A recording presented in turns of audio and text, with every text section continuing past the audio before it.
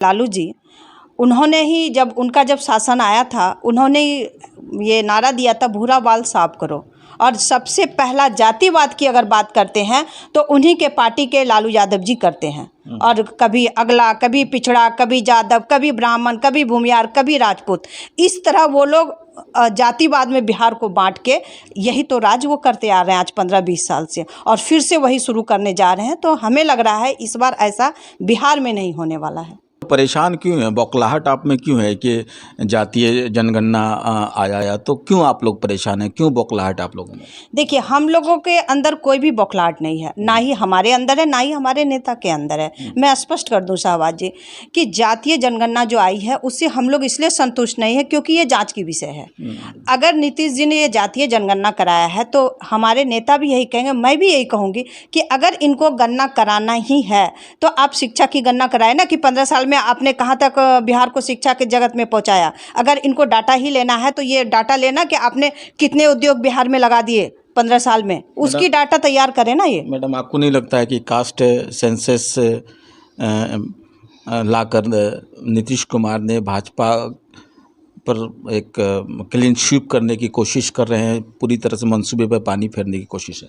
ऐसा बिल्कुल ही नहीं है, क्योंकि बिहार अब आगे जाने की ओर है और बिहार जातिवाद से ऊपर उठ चुका है।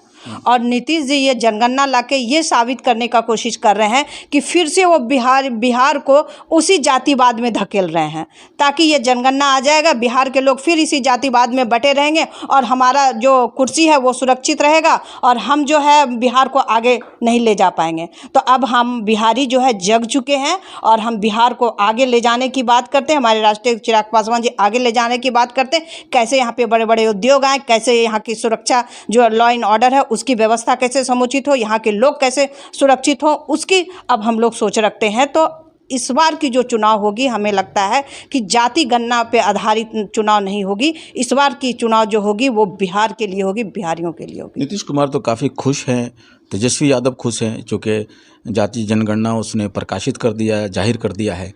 तो 80-85 बनाम 15 की लड़ाई हो गई। आपने अगर तेजस्वी जी का नाम लिया है तो मैं कहना चाहूँगी, उनके जो पिताजी हैं लालू जी, उन्होंने ही जब शासन आया था, उन्होंने ये नारा दिया था, भूरा बाल साफ करो। और सबसे पहला जातिवाद की अगर बात करते हैं तो उन्हीं के पार्टी के लालू यादव जी करते हैं। और कभी अगला, कभी पिछड़ा, कभी यादव, कभी ब्राह्मण, कभी भूमियार, कभी राजपूत, इस तरह वो लोग जातिवाद में बिहार को बांट के यही तो राज वो करते आ रहे हैं आज 15-20 साल से, और फिर से वही शुरू करने जा रहे हैं। तो हमें लग रहा है इस बार ऐसा बिहार में नहीं होने वाला है। पूरे हिंदुस्तान में कास्ट सेंसस का जो मुद्दा उठने जा रहा है, तो क्या कहना चाहेंगे? देखिए, जब आप पूरे हिंदुस्तान की बात कर रहे हैं तो मोदी जी जब बात करते हैं तो पूरे हिंदुस्तान की जनता की बात करते हैं, और वहाँ पे कोई जातिवाद नहीं आती है, कोई धर्म के लोग नहीं आते हैं। और ऐसे कई काम हैं जो भारत की तुलना अगर चाइना और पाकिस्तान आपके सामने आंख दिखाकर बात करता था तो उसको झुकाने का काम आदरणीय नरेंद्र मोदी जी ने ही किया है। संगीता तिवारी जी, न्यूज़ 21 चैनल से बात करने के लिए बहुत बहुत शुक्रिया।